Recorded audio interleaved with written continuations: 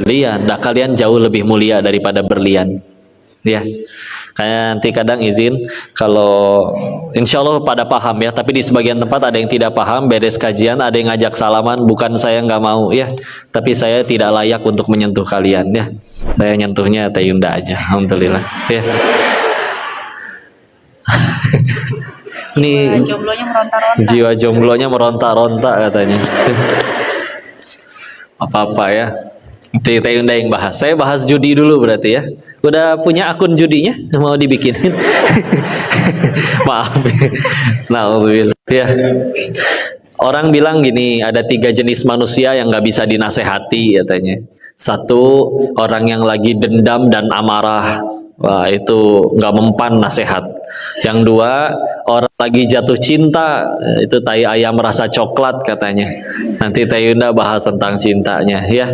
Yang 3, orang yang main judi online katanya ya. Itu nggak bisa dikasih tahu sebelum bangkrut katanya, sebelum habis. Ya mudah-mudahan enggak. Walaupun ternyata ada yang keempat, yaitu ibu-ibu yang ngajak selfie ya, itu juga nggak bisa dinasehati ya. Mau panitia tarik-tarik juga dia berontak. Bercanda Bu ya. Ini mah masih calon ibu-ibu semua ya, nggak ada para ibu. Tapi bismillah ya. Sebelum nanti kita masuk ke mahabbah hamba kepada Sang Maha Cinta, kita beresin dulu ini salah satu masalah perjudian ini dulu. Dan sebetulnya saya cukup heran, masuk judi ke Aceh ada yang main judi? Ada. Wah, ini provinsi tersoleh yang saya tahu se-Indonesia, tapi masuk ya.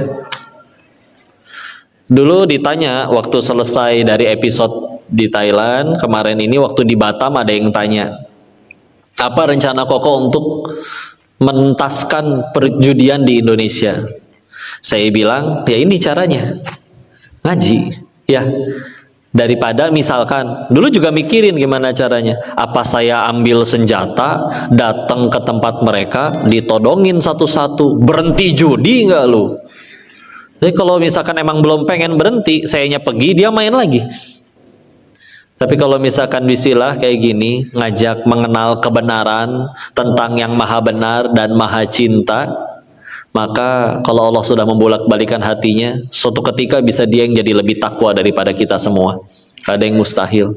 Hati kita digenggam oleh Allah. Dan tugas kita ingat, hanya menyampaikan. Dan kami berharap yang di sini akan menjadi penyampai. Nggak harus ceramah. Dan dakwah itu ringan. Dakwah itu baru jadi berat kalau satu. Kalau kita mewajibkan orang harus jadi soleh gara-gara kita. Enggak. Ya. Gimana caranya orang pasti soleh? Allah kok yang atur. Orang jadi baik, Allah yang ngubah. Kita nggak usah ngaku-ngaku. Orang nggak jadi baik, ya emang tugas kita bukan pengen bikin kagum mereka. Tugas kita bukan langsung mengubah manusia. Selagi niatnya lillahi ta'ala, mereka mencaci pun tetap jadi amal soleh. Ya, kita meninggal nggak ditanya kan berapa orang yang udah kamu mualafin ya. Kita meninggal nggak ditanya berapa orang yang sudah kamu bikin hijrah, gimana caranya. Tenang aja, perintahnya sederhana, fadzakir innama anta mudzakir. Ingatkan, tugas kamu hanya mengingatkan. Lasta 'alaihim bimusaitir, engkau tidak berkuasa di atas yang lainnya ya. Ayo kisilah. Judi ini kalau di KUHP, Kitab Undang-Undang Hukum Pidana, ini pasal 303. Orang Chinese biasa nyebutnya, kalau dipakein bahasa Hokkien, 3 itu sa, 0 itu kong. Jadi disebutnya sakong sa ya. Jadi kalau ada pernah dengar, lu bisnis apa bro? Biasa sakong sa. Nah itu ya. Ada lagi pasal 378, penipuan. Kalau pakai bahasa Mandarin jadi sancipa. Nah, suka ada bilang, sancipa lo ya. Oh maksudnya lu tukang tipu ya. Nah, ini wawasan yang kurang penting sebetulnya ya. Tapi yuk kita lihat. Judi ini adalah salah satu efek di mana kalau manusia nggak punya syariat. Ya, kenapa? Di luar negeri tempat kami tinggal dulu, kalau ditanya banyak orang baik, banyak, dan mereka juga ngajak jadi baik, dan emang orangnya baik-baik, sopan, santun, dan kadang sedekahnya bisa jadi lebih banyak dari kita. Tapi kalau nggak kenal syariat, yang penting berbuat baik aja, judi salah satunya. Kenapa? Contoh, kalau ada orang punya handphone ya, saya rampas, itu bagi dia zolim, karena ngambil paksa. Orangnya nggak akan suka ya. Tapi kalau judi mereka bingung, Yang main datang dengan sukarela bawa duitnya, menang juga saya bayar. Jadi kami zolimnya tuh belah mana? Satu tuh ya. Dan jangan heran kalau nanti ketemu orang yang katanya bahkan masih di dunia perjudian, tapi tiap sepekan sekali ke tempat ibadah dengan kepercayaannya masing-masing ya. Atau masih jenisnya ada yang family man, ada ya, ayah yang benar-benar sebagaimana ayah ke istri dan ke anak-anaknya sopan santun, tapi bisnisnya seperti itu ya. Karena bagi mereka itu nggak ngelanggar syariat, karena nggak kenal syariat. Atau bahkan kalau udah di Thailand nggak cuman perjudian nanti ya, termasuk ini menjelaskan kenapa di Thailand itu banyak banci ya, hybrid jadinya kayak mobil ya, nggak tahu ini teh cewek cowok, atau kalau orang Jawa bilangnya laura, lanang ora wadon ora ya, cewek enggak cowok enggak, atau dua-duanya ya. Sederhana alasannya kadang gini ya, bayangin ya, seorang anak laki-laki sekolah males, nilai buruk, lulus terpaksa kerja, nggak ada yang mau nerima. Sekalinya kerja emang dianya males, jadi sebulan pecat, tapi kayak pengen. Nah itu coba gimana tuh ya. Udah gitu ngelihat temennya perempuan yang dulu sama-sama malesnya dan nilainya sama-sama jelek, tahu-tahu kok hidupnya lebih kaya daripada dirinya. Nah itu aneh bagi mereka tuh, karena ternyata fakta yang harus diterima, perempuan makin bandel makin banyak duitnya, laki-laki makin bandel makin ngabisin duit ya. Itu ya, bagi mereka itu nggak adil. Terus bagi mereka yang nggak kenal syariat, ya udah, kenapa saya tidak menjadi wanita? Apalagi ternyata dia ganteng juga tuh, cucok ya, ya udah tuh ya. Terus mereka sama operasi uang sendiri, nggak ngutang ke siapa-siapa. Sekalinya mohon maaf udah jadi setengah cewek setengah cowok, dia nyari pelanggannya suka sama suka lewat aplikasi gitu ya, micet, Tantan, Tinder ya, ketemu di situ sama-sama suka baru jadi, dan si pelanggannya bayar uang dengan sukarela, nggak ada yang terpaksa, dan mereka nggak kenal syariat, jadi bagi mereka bukan kezoliman ya. Itu juga salah satu efek ya. Kenapa kok nggak benar-benar total jadi wanita seutuhnya? Karena paling mahal. Kalau sekedar jadi setengah wanita, ada klinik di Thailand, paket, mereka buka paketan, paket 40 juta itu udah jadi setengah wanita ya.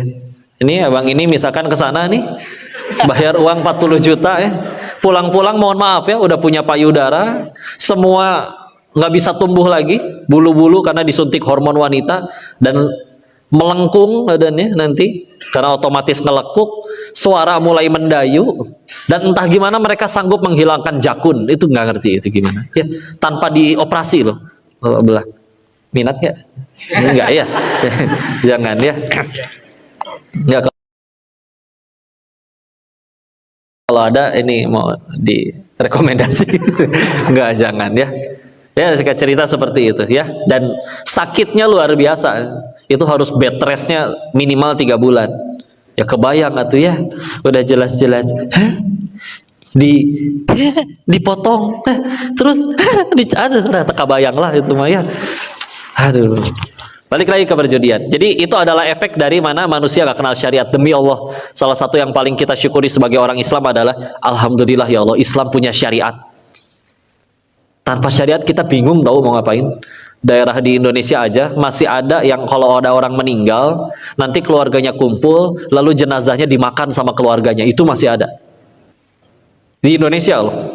Kenapa? Dakwah belum masuk, mereka nggak tahu gimana cara mengurus jenazah. Islam punya cara tentang itu. Alhamdulillah ya, alhamdulillah. Balik lagi perjudian. Awalnya tidak ada orang itu main judi diawali dengan uang tinggal 500 ribunya. Kalau nggak ada uang ini aku akan mati kelaparan, karena memang untuk biaya hidup. Terus dia pertaruhkan seluruhnya. Oh itu nggak ada. Semuanya diawali dengan uang adem, iseng. Ya. Contoh, uang bulanan gajian kemarin masih ada nih 500 ribu, sedangkan besok udah gajian lagi. Kalau ada peluang menjadikan 500 ribu ini jadi 20 juta atau lebih, why not? Kenapa tidak? Kalau kalah gimana kok? Dia bakal ngeles. Ah, emang pengen dihabisin. Gak apa-apa kok. Ya. Kalau menang, nah itu dia. Menang itu karena dia jago. Oh enggak, menang judi itu pilihannya cuma dua. Satu, dikasih sama bandarnya. Dua, ya jadi bandar. Udah. Ya. 10 pemain, statistiknya secara standar 8 kalah, 2 menang. Jadi bandar tuh nggak pernah rugi. Cuman manusia selalu punya sifat, yaitu aku pasti si 2 orang tersebut, kepedean. Ya. Ya kan? Kalian diminta, boleh pinjem tip X-nya nggak? Ah, dia pasti naksir sama aku. Enggak, ya. Enggak, tenang aja. Ya, nggak segitunya. Apalagi WA nggak dibales-bales. Dan kalau dia bilang sibuk, bukan sibuk. Cuman satu, kalian belum jadi prioritas. Udah gitu aja. Ya. Beneran ya. Contoh. Kalian nunggu ojek online di depan mall. Ya. Udah gitu, WA kan? Buka WA, isinya banyak tuh, grup gibah, grup macam-macam tuh di situ ya. Yang dibuka duluan pasti WA dari si tukang ojek. Kenapa? Lagi jadi prioritas. Masa mesen Senin dibukanya Kemis, nggak akan dijemput-jemput. Kalau kalian WA nggak dibalas-balas, satu alasannya, mohon maaf, Anda belum prioritas ya. Udah, halalkan atau tinggalkan aja. Ya, balik lagi. Nih, akhirnya masuk nih uangnya. 500.000 menang misalkan 20 juta dikasih. Bandar tahu sih secara psikologis biasanya 10 jutanya setengahnya pasti masuk ke meja judi lagi. Nunggu besok sorenya dia bisa main lagi. Karena ngerasa dapetnya gampang. Kalau kalah juga masih ada untungnya 10 juta. Kalaupun nggak habis semua biasanya jadi barang. Kalau jadi barang biasanya gampang dijualnya karena ngerasa belinya mudah uangnya.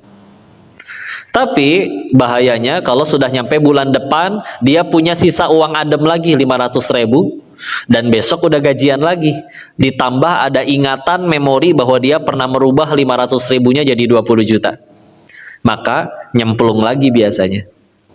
Kalau kalah sama alibinya sama, kemenangan bulan lalu lebih besar, baru kalah 500, saya tinggal taruhan 2 kali lipat, kebalik modal berikut untungnya. Taruhanlah dia 1 juta, kalah lagi misal, sama mikirnya, untung bulan lalu lebih gede dan saya tinggal taruhan 2 kali lipat, balik modal dan keuntungan. Masuklah dia maksa 2 juta. Ketika 2 jutanya kalah lagi, sama dia mikir nih, ya, saya tinggal taruhan 2 kali lipat 4 juta, selesai balik keuntungan dan modal. Yang repot kalau misalkan ternyata si 4 jutanya kalah. Bagi sebagian orang ada yang nabung 4 juta tuh perlu 2 bulan, 3 bulan, bahkan setengah tahun. Pilihannya satu, aku nabung dengan tawakal kalah judi ini, nerima harus nabung lagi selama 6 bulan, atau maksain nyari modal 2 kali lipat, sekalinya dapet kebalik nih, masalah selesai. Temannya lewat bawa motor, pinjam deh bro, mau beli makanan ke warteg. Ternyata motornya digade, dapat 8 juta. 8 juta dapat, sekalinya menang, motor teman balik, tabungan saya balik, selesai urusan, aman. Ya, hanya butuh 1 kali kemenangan, ini selesai urusan. Yang repot kalau 8 jutanya kalah lagi, otak udah ngebul tuh, bau kabel kebakar. Ya, mikir, nabung selama 1 tahun, ditambah dimaki-maki oleh teman, utang ke teman, atau maksain nyari duit 2 kali lipat 16 juta dan bisa balik dalam 1 jam hanya dengan 1 kali kemenangan. Saya hanya butuh 1 kemenangan. Datang ke rumah orang tuanya, masuk ke kamar ibunya, digade surat tanahnya, ada. Nyemplung 16 juta, kalah lagi, ya udah itu ya. Pilihannya lebih parah, maksain nyari 32 juta atau nabung selama 2 tahun. Nggak semua punya mental yang siap menghadapi hal seperti itu. Barulah itu sudah masuk lingkaran setan. Ketika udah nggak ada yang bisa dibantu atau dijual, iklan bertebaran. Kalian nonton kajian di YouTube aja, iklannya riba coba ya, dan lain-lain itu disebutin ya. Pinjol, ngerembet ke masalah lain. Dan di titik itu bandar sudah tahu mereka akan melakukan berbagai macam cara untuk tetap bisa main, karena mereka tahu hanya merekalah yang memberikan peluang untuk mengembalikan semua uang mereka dengan cepat. Tapi ya, bandarnya juga manusia, sama-sama punya ambisi, sama-sama punya keinginan, sama-sama pengen kaya. Maka apakah kita serius berpikir bahwa si bandar itu adalah orang yang suci dan tulus ikhlas pengen bagi-bagi duit kepada semua pemainnya? Mustahil ya. Karena kalau mereka niatnya pengen bagi-bagi duit, ya yang mereka bangun lembaga zakat infak sodako, gabung sama DT ya. Enggak ya. Maka udahlah, itu mah siklusnya ya, siklus kehancurannya ya. Maka kan orang kan kadang lebih milih jualin barang daripada utang. Ya, kan siklusnya selalu seperti itu. Dan Allah melarang kan jelas, karena pasti ada sesuatu yang tidak baik. Maka ya sudahlah. Ini saya bicara dari sudut pandang yang main ya. Nah, kalau dari sudut pandang bandarnya, tadi malam di Baitur Rahman sudah diceritakan dan sudah di banyak podcast. Sama lah. Kalau memang itu jalan yang terbaik, gak akan saya ada di sini ngaji bareng sama kalian. Ya, maka selanjutnya kita lanjut ke bahasan tentang pacaran ya. Ada yang pacaran nggak di sini? Nggak ada? Saya salah nanyanya ya.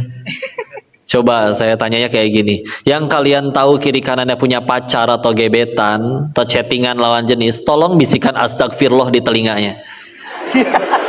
Oke, sudah ketahuan. Baik, terima kasih. Dilanjutkan oleh Ustazah Yunda ya.